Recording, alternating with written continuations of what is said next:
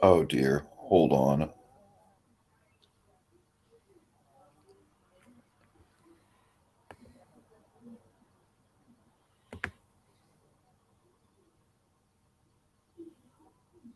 Fuck. Dragon, we've got a problem. What, pray tell, is the problem? Oh man.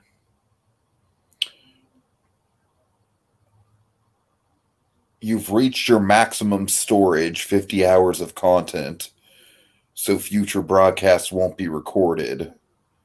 But you can easily free up space by deleting recordings on your videos page. Well, do we have, like, wait a minute. So the StreamYard saves the videos. Yeah.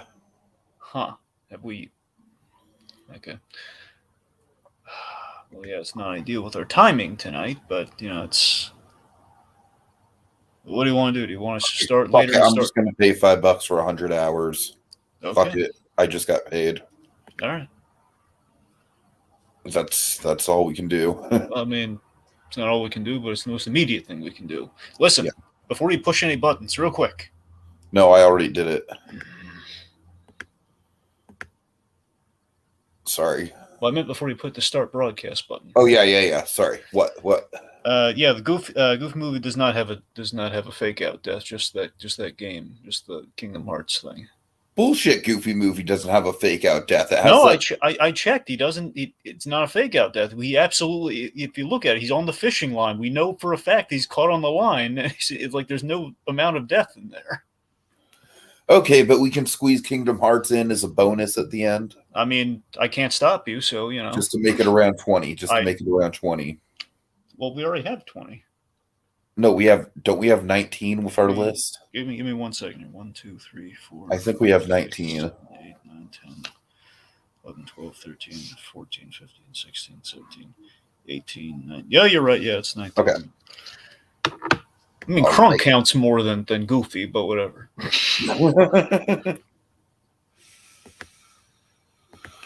Okay, this is why we need to get the Patreon going for stuff like that. Yeah.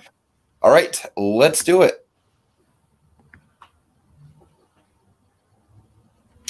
That's right. Greetings, fellow armchair Imagineers. Tiki here. And Blue Dragon 5. And welcome to a very special one-off podcast. Dragon, you might say, in the style of Talking Mr. Banks from back in the day. Mm-hmm. Oh man, that brings back memories. Dragon, we are talking about the art of the Disney fake out death, and I'm very excited about this one, honestly. So, folks, I have been watching through, some of you might know, I've been watching through each and every movie in the Walt Disney Animated Studios canon.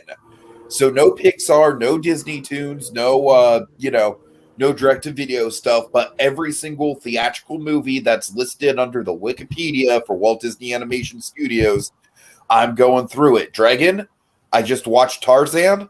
It was wonderful. Oh, of course.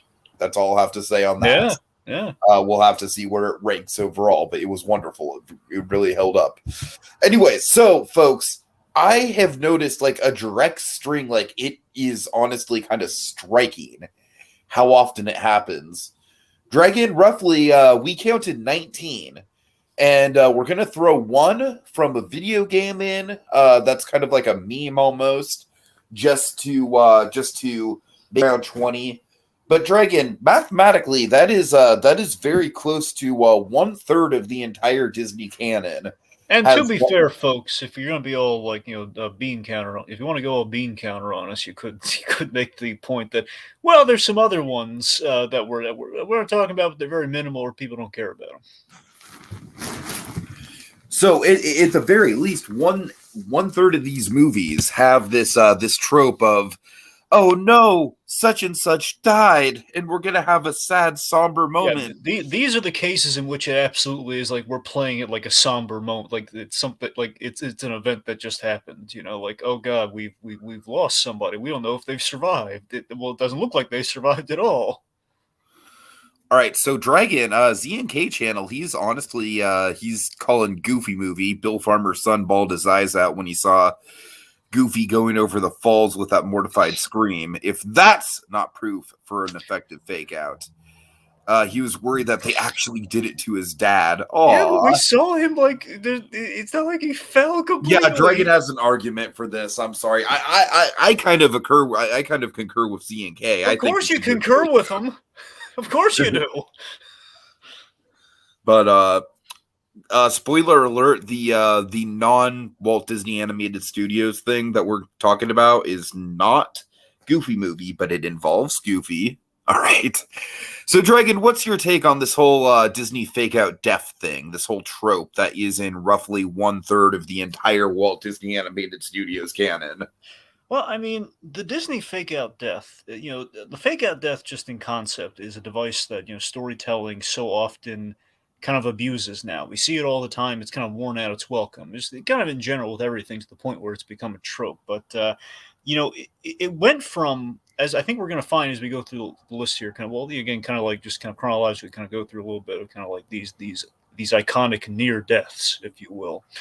They went from a dramatic moment to ultimately kind of a cliche for the modern audience who's seen it all. And there's kind of a fine line, kind of an interesting tightrope to walk that Disney has for many years, and often they've kind of fallen off a few times, but they've wavered some other times. And again, there's an argument to be made for some being like, yeah, it's a fake out, but it really works, or just being like, oh man, it's such a fake out. Why did we do that? Yeah, totally. And I think this is going to be an interesting kind of conversation going through these. Like you said, Dragon, this isn't a definitive list, but I feel like we're pretty much hitting on all the ones that might have affected somebody's childhood, essentially.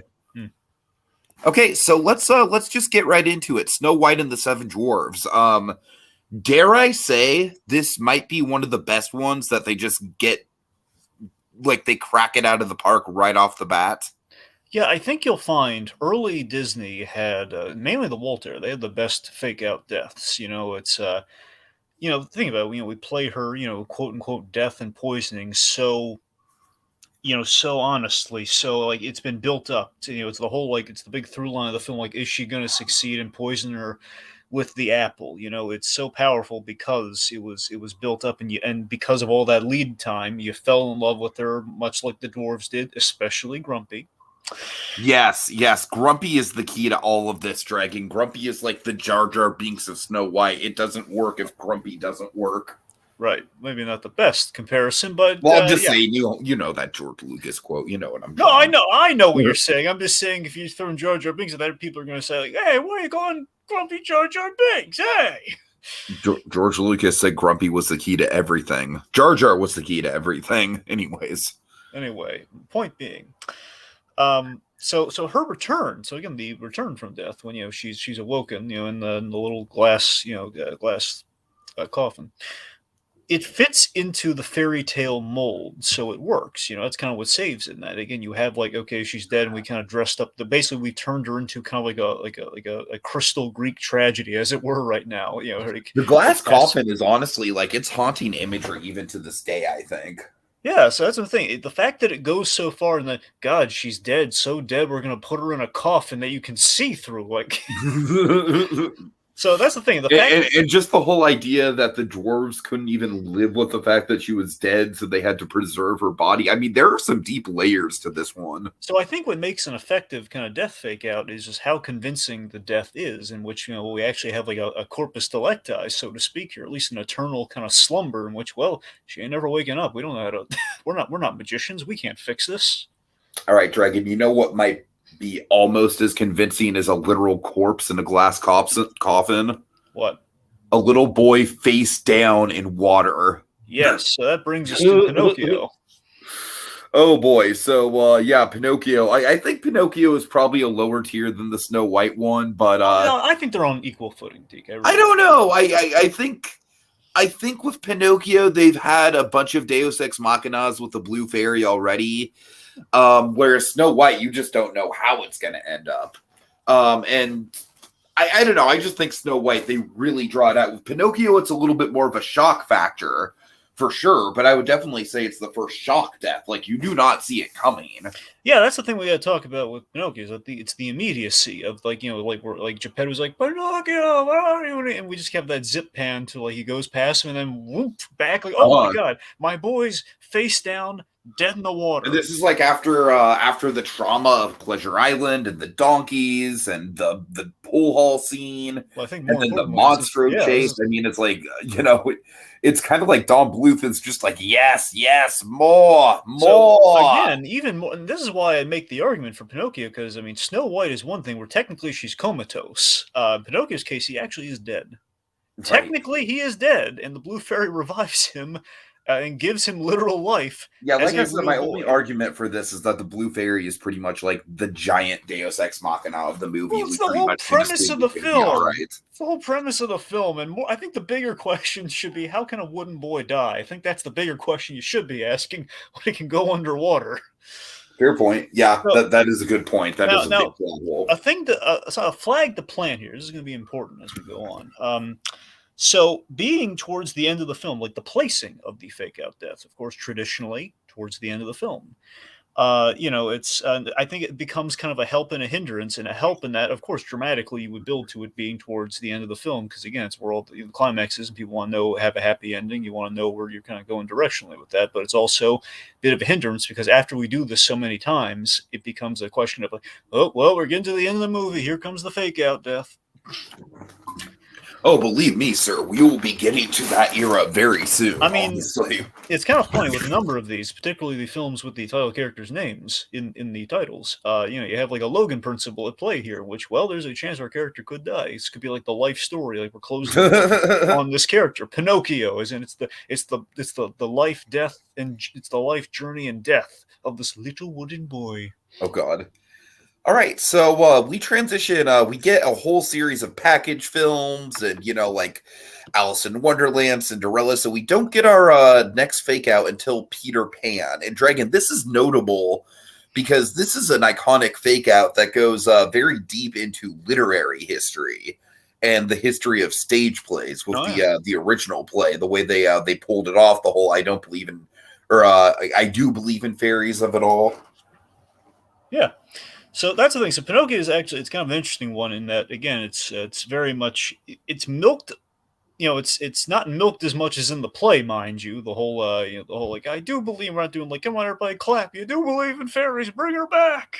It's the fact that, again, we have a character, Tinkerbell, who essentially is our fake out death here. Character whose name is not in the title. So we don't know for a fact that she's going to be coming back. That's there's a first for you. Within our films here, and there's a solid chance of death. You could always say, oh, she, like, in her dying moment, she provided, like, all the fairy dust they're going to need to lift that boat at the end. So technically, again, in the modern context, if we were to go back and you wanted to kill off Tinkerbell, you absolutely could just use the fairy dust or use some other sort of Deus Ex Machina. Like, well, she died, but her dying gift was this.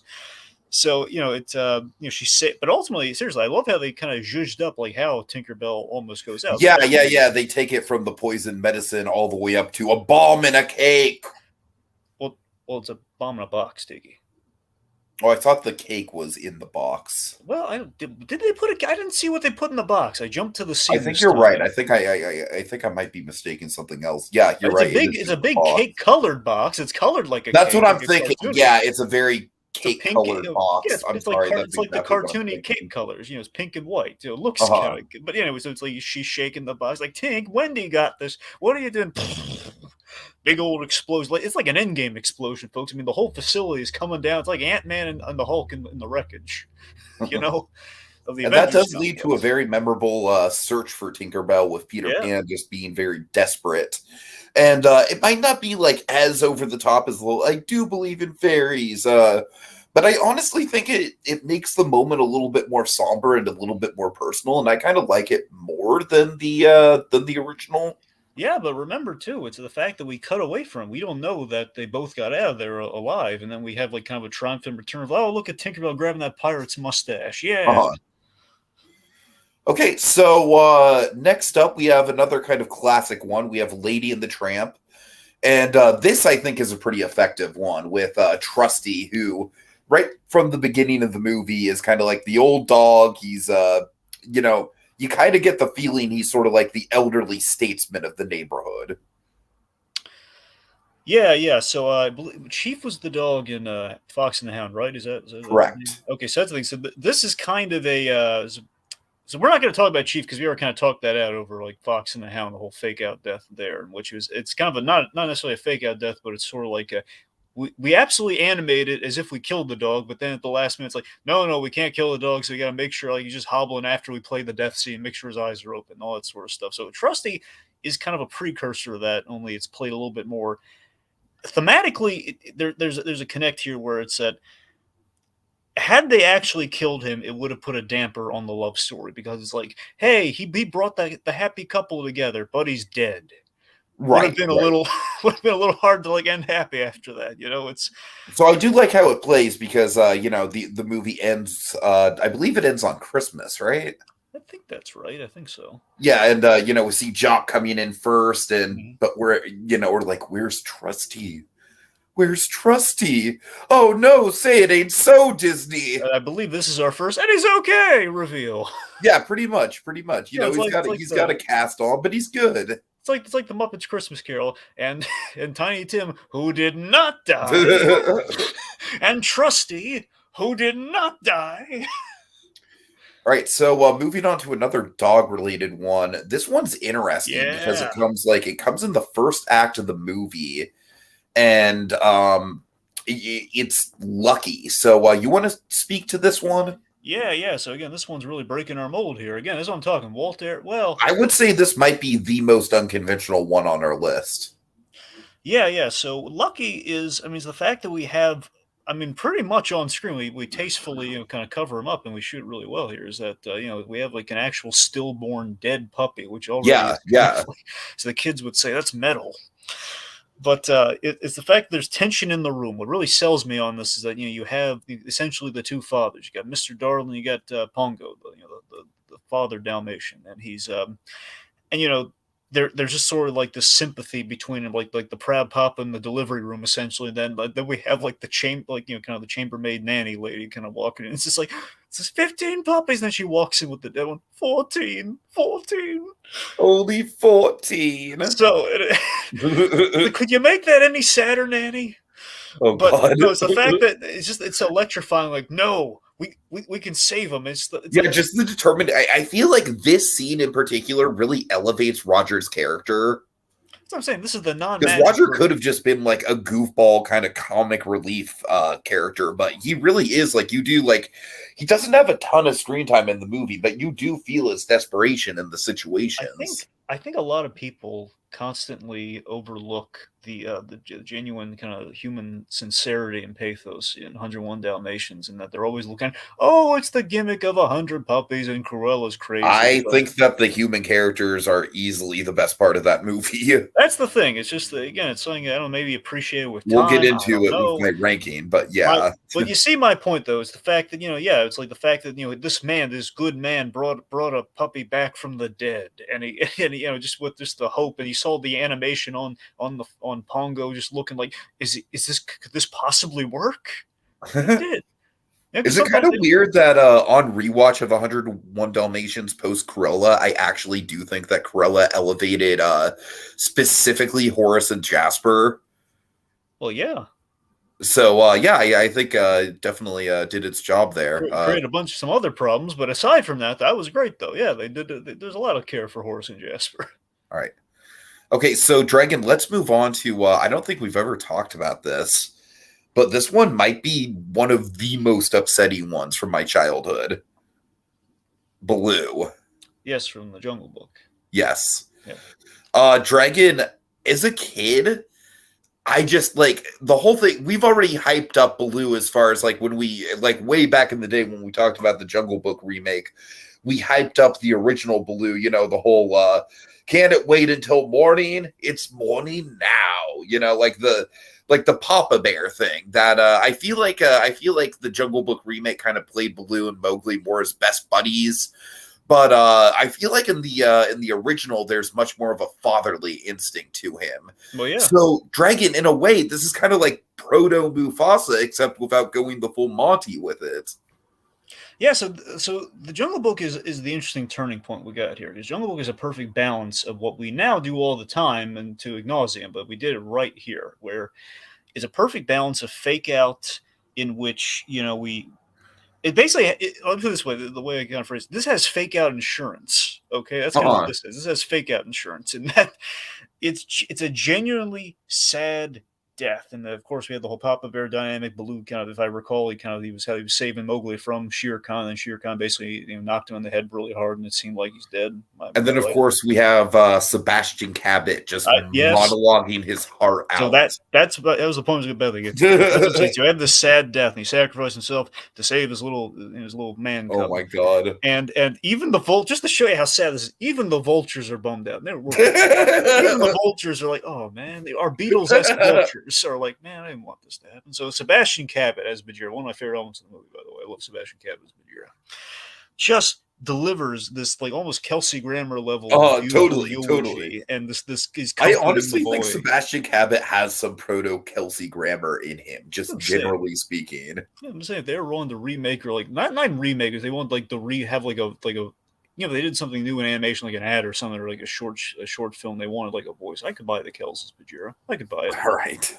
The point being, like he's comforting Mowgli, and it's and it's I just get so angry when we just have the insurance element here of like, okay, so you have your genuine sadness, and then just the wonderful like happy release and hilarity of Blue's okay. He's at his own funeral essentially. He's been able to listen to Bagheera say all these nice words about him, and Bagheera's so ticked off. You fraud!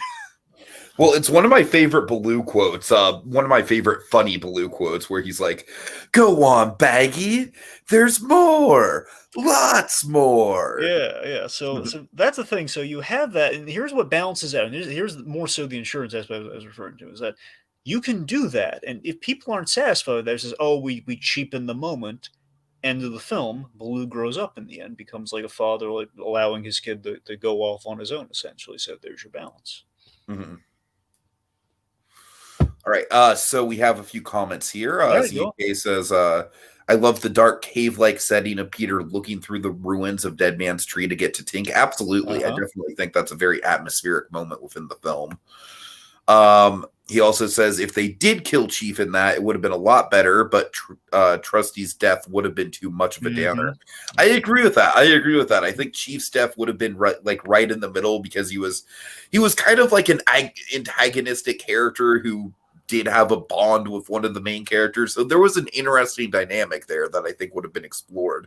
It would have given Copper a real reason to hate Todd in the third act. But we didn't do that. Yeah. Okay. That guy, Dragon, he's in the chat. He says, kids would say that's metal. No, they would not. Well, that guy would know.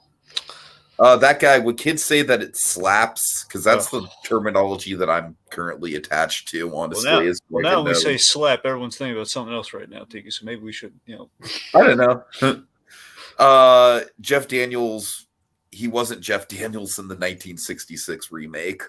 I think you're referring to Baloo, right? All right. ZK says, yeah, Baloo's one of the best fake outs. You think maybe we were thinking of Walt since this is his death at the time. Oh man, I mean, Jesus. Well, that's the thing. I mean, how deep in production? Do you remember how deep in production they were on Jungle Book when Walt I'm pretty sure it was already wrapped up. Yeah, I don't know. I could be wrong about that. I know he was working on a live action film, like the one, like I believe I was slated for 67. I was slated for that. I'm saying it was like that was in production. Yeah, Jungle Book came out in 67. I think it came out pretty soon after Walt's death. So Jungle Book was either 66 or 67. It was one of those two. I think you're right. I think it was 67. So he had that in animation. He had like whatever the last live action one he was kind of had hands on. That's when he left. So. All right, CNK says, no, I meant Roger. Then I mean, it's in the, you remember what yeah, that's the one. Video game designer. I don't think he was nearly as charming, honestly. Wait, is he referring to the Glenn Close? Yes. Okay, that's what I thought. Yeah. All right, so Dragon, let's get into the first one that I truly think is just like, yeah, we're gonna tack it on there. Just to, this is when we not all can be Robin Hood. This one never worked for me, even as a kid, man. I just felt like, all right, we know he's the title character. They're not gonna kill him off. Come on. Yeah, so this is where we start to waver a little bit. We're spoon feeding to the kids here. Of course, Robin Hood in general is, I've always kind of called the era like right after Walt, kind of the like the Ron Miller era of Disney, if you will, kind of the assembly line process. I mean, between that and like the '80s before we get into the Renaissance, like that Uh-huh. period is kind of between Ron Miller and Ron Miller's just in Walt's shadow entirely, and then you get to the guys in suits who are basically coming out of Miller, and it's pretty much just the whole it's like, okay, we're basically gonna completely, let's take all the animation models that we had pretty much from Jungle Book, and let's just put them in, let's just recolor them and have them dance and put them in. You know what? For what it's worth, I still really liked Robin Hood, mostly for Prince John. I will admit. Robin Hood has its good parts. Prince I'm just John saying. absolutely elevates that movie, and the sheriff. I love the villains in that movie. Look, Just Robin generally Hood is speaking. good. Don't get me wrong. It's just, it's very very obvious. Like, man, they're really just gonna go Yeah, through the motions on this one. It's like the knockoff Dr. Seuss book in the dentist office, so to I speak. don't know. I like Robin Hood a lot more than I like movies like The Rescuers, but that's just my taste. Anyways, Anyway, so the hat comes. So the hat comes up after they're shooting arrows and everything at it, like he's Phoebus and Hunchback, and he says, "Come on, Rob, come on!" And it's like, well, so okay, what's funny about that is you've got Phil Harris, who's now rooting on the death to not be a fake out after he was involved in the fake out death before. yep. He's gotta make it. He's gotta. Now, to be fair, now in its favor here, again, the problem is this becomes like far too fast, and that's kind of the issue here. Is that for a moment we do play, like the loss really, really nicely, in which the boys saying he's, like essentially he's gonna come up, isn't he? Or like he's like essentially the boys asking, is he's alive, isn't he? And Little John doesn't know what this, not little, what's what's Robin Hood's sidekick's name again? What? What's Robin Hood's sidekick's name again? Little John. Little, it is Little. I'm sorry. There's Prince Yeah, John. There's Little John. There's too many Johns. I know. Little, yes, Little John. The old John's about, the tears in his eyes. He doesn't know what he's going to say to the boy, and then he surfaces, and it's like, okay, well, it was a nice moment, lasted a few seconds, but I think it's more effective than some of the others we'll get into in the same era. I'll give it that I'm much. just saying this. So I'm saying we had like a good momentum building here, and then it's like, and then Robin Hood. All right, so Z&K Channel actually poses something really interesting that, to tell you the truth, I'd never heard of. He says originally Robin Hood had a much different alternate ending, which was much better than and all this other stuff happened off Yeah, screen. that's what I'm saying. The Robin Hood has its drawbacks, that you got to admit. It actually had Robin being revived by Marion in the church. Prince John was ready to stab. King Richard actually shows up, dethrones his brother, and knights Robin Hood once he's better. Yeah, that sounds amazing, man. You could have had Friar Tuck involved in that. Friar Tuck is another character that really shines in Robin Hood, though. Robin Hood is it's a mixed bag, but I am very sentimental to the parts of that movie that do work. I'll say that much. Apparently, it's on YouTube if you want to look it up. Interesting. Okay, so Dragon, let's move on to a controversial one. Controversial in the sense that I think out of the ones in this era, I think this might be, if not the most effective, because it's like, I like Gurgi. I do. I think Gurgi's a little underrated as like a furry sidekick comic relief character. I understand why people don't like him, but what I do like about this is that it's kind of like a precursor to the Hercules style of having some sort of complicated dynamic to revive him, where in the sense of like Gurgi is dead, like no question, flat out dead, and they have to go to the witches and do some sort of convoluted magic shit that I barely even remember, because the Black Cauldron is not about plot, it's about animation. You know this. It's all aesthetic. Right. But I don't know. What do you think? Like, I don't think it's effective as far as like we really care about Gurgi, but I do think it's interesting. I do think it's kind of like an evolution on like like we've got a body and he is dead and he doesn't come back right away. It's all dressing, no salad. That's all you got? No. I thought I was just gonna get that in there, but yeah. So Gurgi, like, I concur in that. Yeah, the death itself. He jumps in to save his master. It's very Don Bluth-esque, which again I forget. Like, was Don Bluth still around during this one? Did he He leave was before? indeed. I don't actually think he has a credit on it because I feel like this was the movie that actually divided the studios, but he was working on it.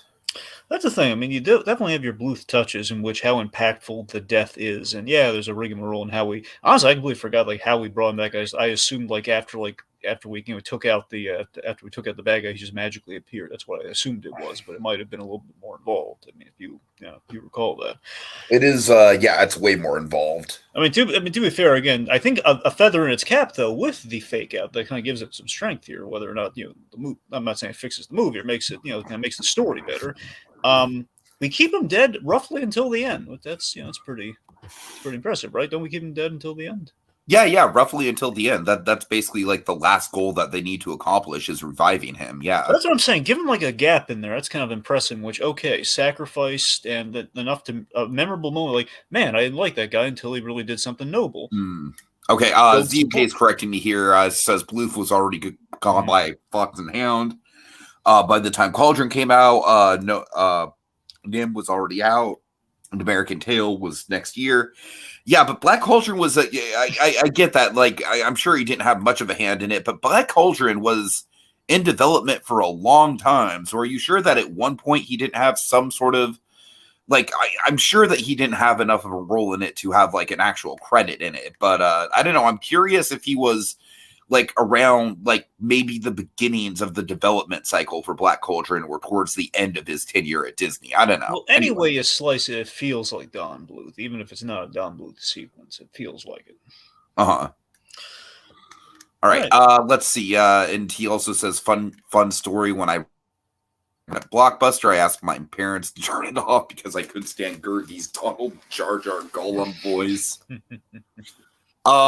The funny thing about that is, I actually don't mind Gurgi. Like I've said, we'll get that when we actually inevitably talk about the rankings. But Dragon, I hate Terran. Terran was my Dragon. Like Z and K, I actually pretty much have your exact same experience, except with Terran instead of Gurgi. Like when I tried to watch the Black Cauldron as a kid, I just could not get past this sniveling little kid. Like, look at me. Someday I'm going to be a brave knight, but now I'm just a pig header. It is not fair. When am I going to get to have an adventure? All right. Where's my little pig? Yeah. That movie has like a 10-minute like window of like you got to get through it, and then once you get to the Horn King stuff, it just comes alive. Anyway, it's a bizarre assortment of characters. It is. It's like. We got kind of a prissy, kind of like hopeful swordsman. We have like the pig that can see into the future, essentially. We have like kind of our Gollum knockoff. We have a girl. And we have an old man. My headcanon with the girl is that she calls herself princess because she's playing make believe. I guess. I would like to think that just because I feel like that gives her a little bit more dimension than the typical Disney princess. Anyways. Well, you don't know for sure if she's a princess or not. I think there's some ambiguity there because she's playing make-believe with Terran when she first enters. So that's a good point. Yeah. All right. Anyways. Go on. Never mind. Go on. No, go ahead. I was going to say, what probably happened is that they're probably going to make her a princess and they got cold feet. Like, okay, let's just have it be pretend because they shifted so much stuff in the story of that movie. Yeah. So, Dragon, I'm just going to pair the next two together because they came like one after another on two title characters. And I honestly feel like out of this whole list, they might be the two cheapest ones. We got the Great Mouse Detective with Basil and then Oliver and Company with Oliver. So, with Basil, it's just kind of like oh no, he fell off Big Ben. What's going to happen? Okay, now two things. Okay, so one, I think the real title, the Basil of Baker Street. Yes, of course. No, seriously. So here's the thing, though. This is when we start the whole triumph and return after the climax sort of trope, in which it's yet another thing where we have the epic fall of the villain, which is like a constant. So many villains fall to their deaths. Now, to be fair, the thing that this fake out that does have in its corner is that Sherlock Holmes this is how, like he goes up against Moriarty very famously. They go over a waterfall together, and Sherlock survives. So there is a standing. There is actually some actual standing on this one. That immediately, and being a little flying device, though. But then again, he's not Sherlock Holmes 100%. So I don't know. As a fake out death, at least there's some standing for why they're doing it the way they're doing it there. I hear you. Oliver and Company, on the other hand. Yeah, okay. Oliver and Company ticks me off. Let me tell you why. Oliver and Company, honestly, plays a lot better for me on a rewatch than I thought it would. But this one is not one of the better fake outs. Well, the fake out death, it ticks me off. And I'll tell you why. Rewatching it said, there's no ambiguity at all. He just got tuckered out. That's all that happened. Yeah. There was no death. There's no fake out. No, Oliver. Now, let me be clear. I know they play it like, you're right, though. And that's what we're talking about. They play it like a fake out death, like he's dead. But no, clearly in that action scene, he does a thing where he jumps on the attacking dog's head, and the Billy Joel dog, whose name escapes me at the moment, catches him in his mouth, but it's an off screen. Like, it seems like, okay, well, he just fell asleep. He's clearly not dead. He's fallen asleep. It's like the whole semantics, like, oh, they wouldn't kill him off, but no, it's like he's just very clear. He seems fine to get really. Like, we didn't see him fall or get hurt or anything. It's like, no, he's caught him before he fell, and he's asleep. He's just all tuckered out. This is lame. Why are we belaboring this point? The kitten's fine. If Disney didn't kill the puppy, they're not gonna kill the kitten with its name in the title. Yeah, for sure. Okay, so now we get to the Renaissance, and much like everything else, I feel like we get onto an upward swing with some of these. Okay, so this is one where we kind of fire back majorly here, Beauty and the Beast. So the Beast, we kill him. This is the return to the literal knife in the back. Yeah, I mean, Gaston kills him. He stabs him. He's dead. He's on a wall in 5 minutes. So I just love that we return to the artful old school way, like in the early Walt era, like how we kill a character and how we bring him back. And I think what really helps this, what legitimizes, he was legitimately killed, and kind of the magic spell of the rose and the petals falling. If I recall, it's like literally when he dies, like the last petal falls, doesn't? Is that how it goes? Or yes. Yeah. So that's what I'm saying. We had the ticking clock at play already. I'm not saying if I recall, when all the petals fall, if he wouldn't have died, he just would have been stuck like that forever. But still, it would. The curse would have stuck. Yeah, that's what I'm saying. Yeah. It's just the fact that the rose petal was always like, you knew something bad was going to happen when those rose petals fell, and like all the rose petals, I think, are like rewatching the movie. I think they are like one of the ultimate like ticking clock devices in all of cinematic history. I really do. Oh, for sure. And that's the thing. So, like, when the Beast dies and that last petal falls, like the air is sucked out of the theater and of the viewing room, what have you. And that's like, oh God, it's just such an he was like for a moment he was a man in love despite looking like a beast, and that's the moment that got him killed. And we revived him in the most artful like way possible, which pick up after we've become so invested in this character. And just the artistry of that. I forget if Glenn Keane animated that sequence. I think he might have. Just the whole like the whole razzmatazz of like he comes back and like the glowing light, just one of those artful, like if you're gonna bring someone back and like that's how you do a fake out. There's a chef's kiss fake out for you right there. That's how you do it. And then one of my favorite details in the ending is how she recognizes his eyes. Yeah. All right, so that is a good one. And weirdly enough, Dragon, the Renaissance has a few like really high stakes actual deaths, but it doesn't have a ton of fake out deaths. Yeah, I mean, there's only one for a moment I thought about it. Like, no, it was just he was in peril. He wasn't like really faked out death either. He wasn't almost like nearly killed. I was thinking about Abu from Aladdin for a second, but no, it wouldn't have counted. ZNK brings up a point though. Yes. He says Little Mermaid would have had a different fake out with Ariel. Like, basically, there's another alternate ending, which Ariel would have had a fake out death thing. So apparently they cut that. So there you go. Well, of course, if they stuck to the book, it would have been even more depressing and not a fake out. Yeah. All right. So Hunchback. Yeah. I think this one is effective just as far as like setting the stage for the final conflict. Yeah. So this one's what I would call a compromise, Tiki, in that as Esmeralda, who very clearly in the books does not have a happy ending in the books. Yeah, So that's what I'm saying. So it's obviously a subversion from the book, and it's a little bothersome, but absolutely, Tiki, I full on agree with you. Though the compromise is absolutely worth it because it gets us to one of the best parts of the movie, the very exciting climax, which I love and I adore. I just love the absolute hate in Quasi's eyes when he sees Frollo and he takes the knife, Mm-hmm. But he's a good man. He won't do it because he says, "I won't be a bad person like you." Essentially, all the hate and cruelty and all that.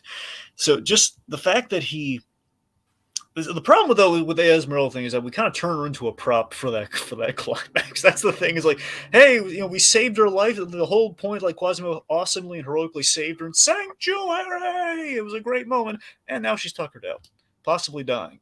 Yeah. So, but again, gets us to that great climax, so it's worth it.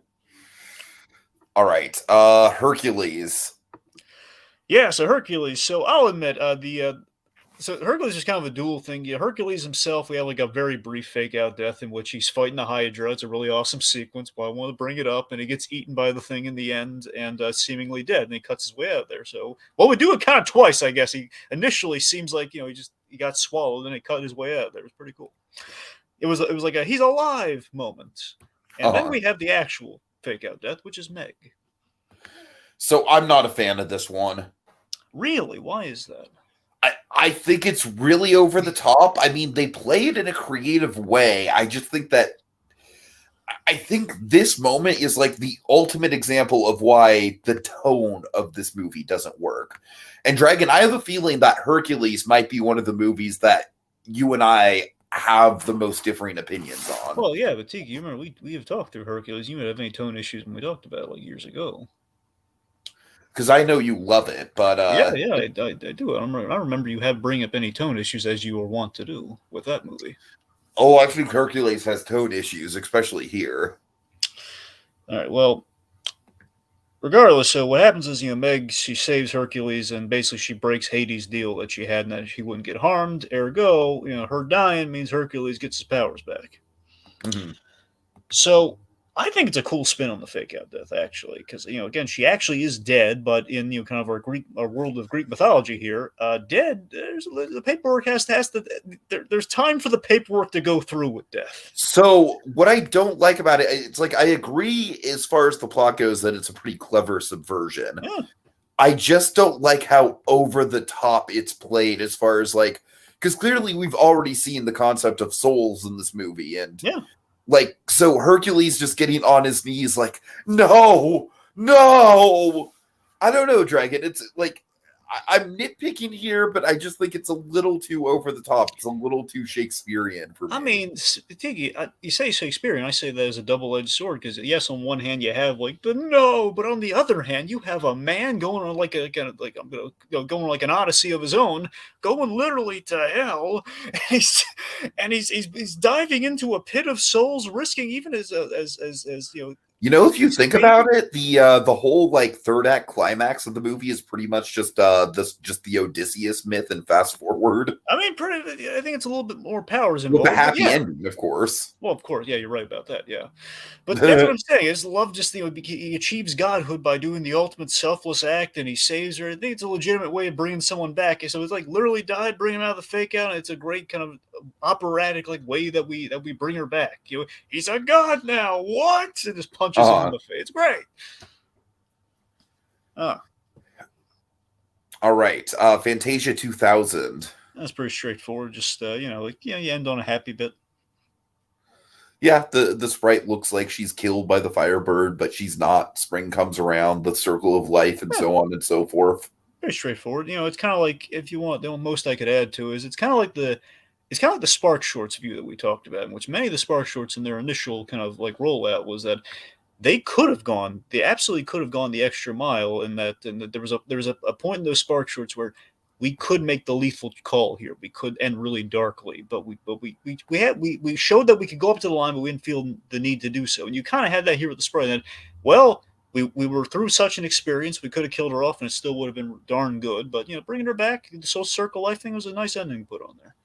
What I love about it, about Firebird the most, is how it's framed through the eyes of a deer. I feel like that's a very poignant kind of like, one of the more innocent and helpless animals mixed with the literal gods of the forest. Yeah. All right. So we're kind of getting into the more recent territory here. Literally throughout the entire 2000s, we kind of had a dearth of fake outs. There might have been a couple we're missing, but they're, Well, we don't care about Brother Bear, so right. Anyways, so let's see. We have Tangled. So why don't you take the lead on this one? Yeah, so Flynn Rider stabbed very fatally by Mother Gothel.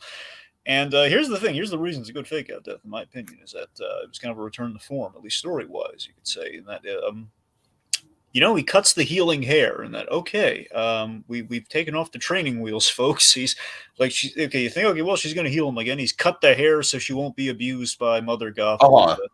Some genuine stakes are here. He sacrificed his life so she won't be a prisoner anymore, won't be bound by her hair and her gimmick. And again, it's showing, in terms of the fake out death, it's kind of showing we're playing by new rules now. We just, it's kind of the new rules of play that soon becomes kind of a hindrance. But in this instance is good, which it's like, okay, well, we luck out in the end.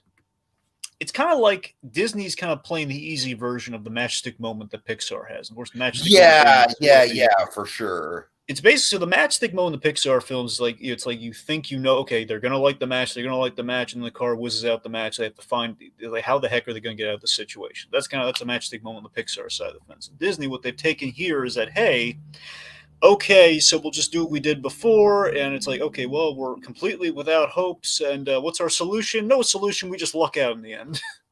Yeah, absolutely. Whereas with the matchstick moment, the whole charm of that trope is, the actual solution to the problem, oftentimes being really ingenious. Yeah, it's either ingenious or we're pushing through the problem itself, and that, no, there's no easy solution here. We have to, dig an entirely new way out of here, and that there is no totally. something like that, So, yeah, that's kind of like the trap that we start to fall into. But again, it's Tangled saved it with the execution by throwing a curveball at you, and then it's going to get to a point later where it's like, okay, well, we just got extremely lucky. So let's talk Frozen.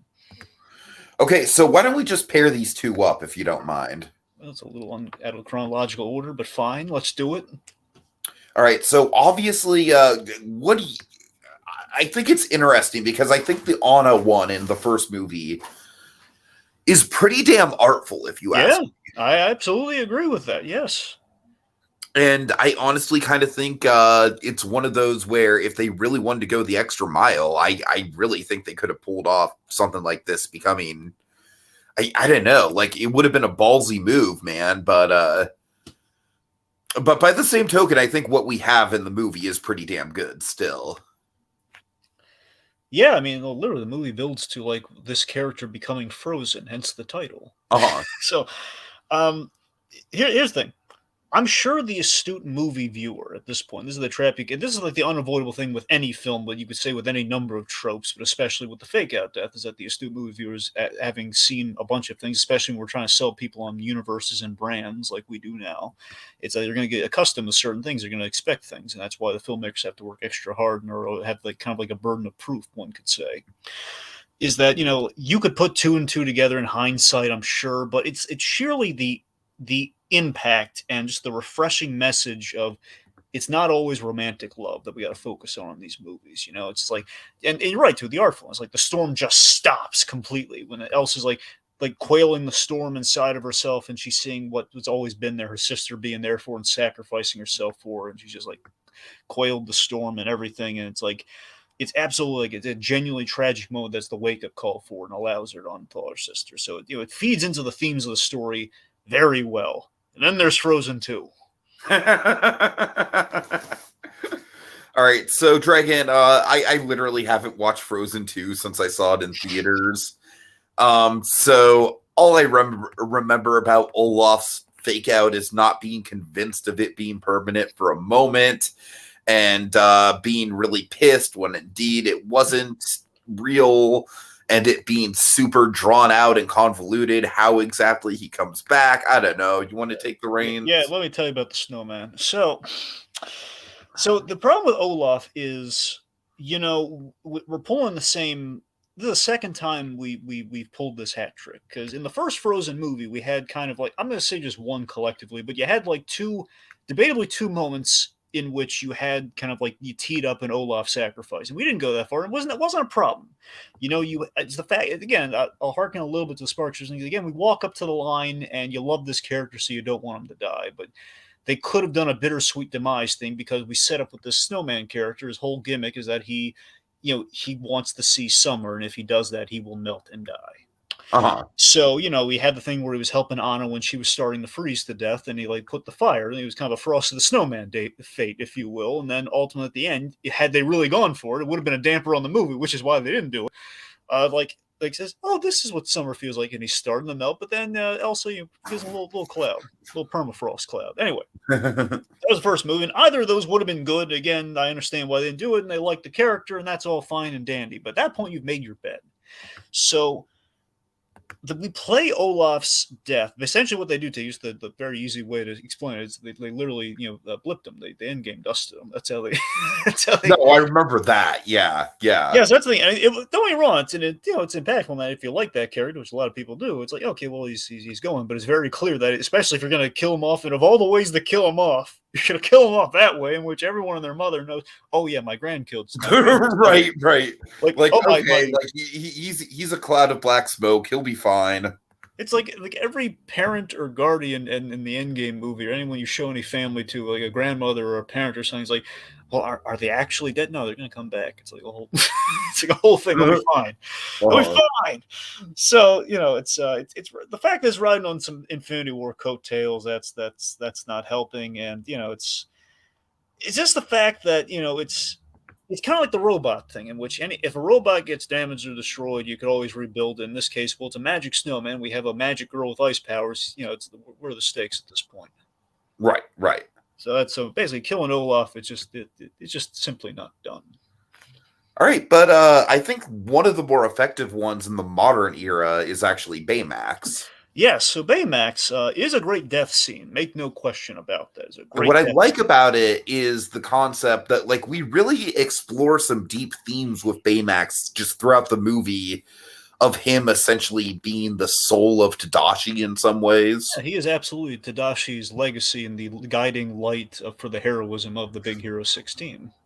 Mm-hmm. Yeah. So with that in mind, Dragon, I honestly find this fake out, it's like, because with him being a robot, like you just said, it's like we know he's going to get rebuilt.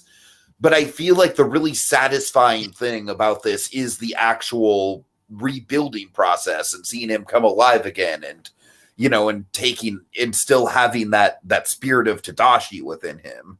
Yeah, it does have, obviously it has some shades of the Iron Giant there, which always helps. I mean, which, again, in terms of like, okay, well, you felt the loss and it was an impactful loss, and ultimately you're going to see him at the end of the movie. So, you're all good. I mean, with the Iron Giant, let me just say that might be in a whole different tier from literally all of these. Well, of course, but obviously because it's like there's still some ambiguity at the end of that.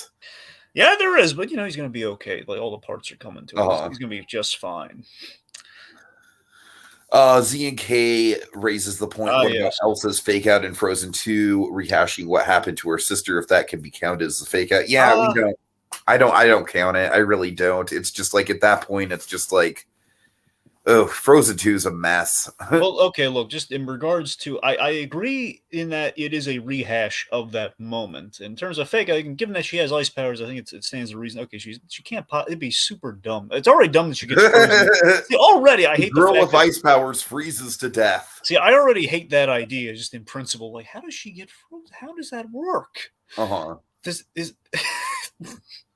does that even work? So you have that. So even if she does get frozen, I think it stands the reason she's not going to die. Yeah. So that one's barely a fake out, but yes, it is definitely a rehash of like our big impactful moment from the first film. All right. So next up, one of the last ones we have, as a matter of fact, the last real one, if you will. Is the Casita from Encanto, which is an unconventional one. Yeah. So we built up the flame going out, which was again was well again was kind of the stakes of the film. When this thing goes out, the casita, it's well essentially it should just be a building, but apparently it's also going to collapse, which is even worse. Like, oh God, like, it's not just dead; it's double dead. It's gone. I don't mind the here's the thing. I don't mind the casita being rebuilt because I like that place. What bothers me, and again, this is more something against the movie, I suppose, just more so this the whole just the status quo continuing on. It's like, yeah, we really didn't, we're still gonna like rely on this like this super powered family as like of our main. Just they're gonna do it. They're just gonna be obligated to do everything for us in town still. And I don't know if we necessarily Yeah. but basically what we learn is we're going to treat Bruno better. That's really all we get at the end of the movie. Ultimately, it's like we're going to treat I mean, our family Luisa's a on the little. hammock having a drink, so it's like I don't know. I feel you that it's a little rushed. That is one of the few flaws I have with Encanto is like I love all the Dos Araquitos stuff. I actually do really like that ending song, just in general, how it ties all the characters together. But yeah, the plot lines are a little rushed in the end. That was always like just honestly, it was just always in principle, just the fact that really so there's indentured to serve the town. The town's never going to have any realistic way of solving their own problems. It seems it's just like no, these guys they have us covered. It's their whole thing. If their powers are on the first, then I guess we're doomed. It's the Superman problem, but actual problem. Uh-huh. Anyway, So I think what makes this effective is the fact that like throughout the movie, in honestly some pretty subtle ways, we see Mirabelle interacting with the casita in a much more deep way than pretty much all the other family members. yeah, which is an interesting dynamic because the casita essentially screwed her. Essentially. It's like, wait, I don't get a magic door and during my big ceremony and everything. Why do you hate me? House, what gives? Yeah, but you know what? I feel like she never even once kind of has any sort of resentment over the casita for that, Which though. is great. That's what I'm saying. That's what's Yeah, fascinating about the dynamic. Never any resentment, even though she has all the reason to resent it in the world. Like, I'm leaving this house, man. Turn my sure, family sure. against, yeah. So yeah, it's effective just from the point of view of the main character. One of my favorite lines of Encanto is you know, Camilo's we don't have a house. Camilo, what do you want me to say? That we don't have a house? We don't have a house. What is that? It's not a house. All right. And then finally, Dragon, we get to the last one, the silly one that I still think did have an impact on people that played the game back in the day. Oh boy, Z and K, you're in the chat. I think. Tell me if you remember this one. Kingdom Hearts 2. Right now, Dragon is someone who has literally no context for this moment. I want you to describe it to people. Well, if memory serves, from what I got from the clip that you sent me, I assume we've defeated a bad guy or accomplished some task, and then I guess from off to the side, Killer Croc was around, and he threw a rock at him, and it hit Goofy, Goofy was hit, and instead of cartoonishly just shrugging it off, he was hit and seemingly Yeah, concussed, and again the fake out death being, oh, guy's going to die from a head injury, which has never happened right, anyway. right, right, exactly. I gotta be honest with you, Dragon. When I was a kid playing this, like for the first time, I was a freshman in high school when this game came out. This got me. I totally bought this hook, line, and fucking sinker. I was like, Square, you mad geniuses, you. Oh my god. Because of course we already did have a kind of fake out death with of a Goofy movie. But this is like the full blown, like, oh Jesus, like this is an RPG. People die all the time in RPGs. Jesus Christ, they just killed Goofy. Well, here's the thing. Again, there's a dichotomy, and this I've seen this play with over the years in many things. Like, I remember so many times you'll have like the moment in kind of cartoon fare where you're going to have like the missiles and all the cartoony props and everything. You're just going to bounce right off of them, and then there'll be a moment where okay, the situation is dramatic, so if something happens to them, there's actual stakes, and again, that's the balance that you need because you need story to happen, story versus cartoon logic. And Goofy, of course, is like the paragon of like, he's fallen, he's he's gotten injured every which way, and he's bounced And he right back pushes from it. Mickey out of the way, and in the context of these games, he's the captain of Mickey's guards. So Yeah. So that's what I'm saying. I mean, I understand the dramatic. It's kind of a hard divorce to make from just kind of Goofy in general. But in the moment as it's played, don't get me wrong, he's dramatic. I mean, I love a great dramatic Goofy moment. That's why I love the Goofy movie so much. But by the same token, it's kind of hard to divorce it in kind of like. Basically, because I'm not uber familiar with the Kingdom Hearts games, I assume the Kingdom Hearts games more serious tone with our Disney characters. yeah, in moments. I mean, generally speaking, I think the Donald and Goofy stuff is pretty in tone with what you would expect them to be like. That's what I'm saying. That's the divide I need, though. Is Goofy like he's a captain of the guard? So I mean, are we playing like the world like realistic where our characters can get hurt, or is it just like in this one moment, like cutscene, like we need to say he's been hurt so I Mickey think gets ticked off? we are playing it realistically in that the characters can get hurt. Yeah. That's what I'm saying. There's kind of a fine line there. So I don't think it played fully for me, but I appreciated what they're going for. It's like, What do you think of Donald Duck just getting pissed off and charging into the battle out of revenge? Well, that's absolutely on point. That's absolutely what that's my favorite moment of the whole thing. I'm aware of that. We've talked about that moment before. All right. So that's why I was a little familiar with this moment, just a little bit, but it's like, okay, that's why Donald was charging at him. So ZNK channel has a comment, Tiki. Yeah, he says, I've never played Kingdom Hearts in my goddamn life, so I have no idea what you're talking about. I was never a video gamer, more of a CD-ROMer. Then also one of my biggest gripes with Encanto is still that it needed more breathing room between Casita's death and Abuela constantly Mirabelle feels like it wraps up too quickly at that point. I agree, ZNK. I agree. Still won the Oscar. All right. What? Still won the Oscar, though. Indeed. And I think it deserved to, honestly. All right. Just because it's a Disney movie and Disney kind of homogenizes the award doesn't mean it wasn't the best animated film of the year. All right. So, yeah, this was a fun one.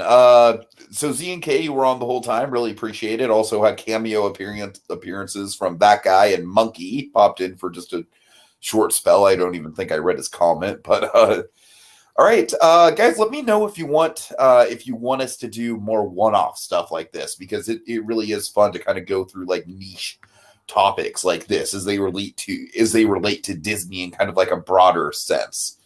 All right, any last words, Dragon? No, nothing comes to mind. I mean, we could just gonna kill it here, but we'll be back if we do that. So All right. Go on, Baggy. There's more.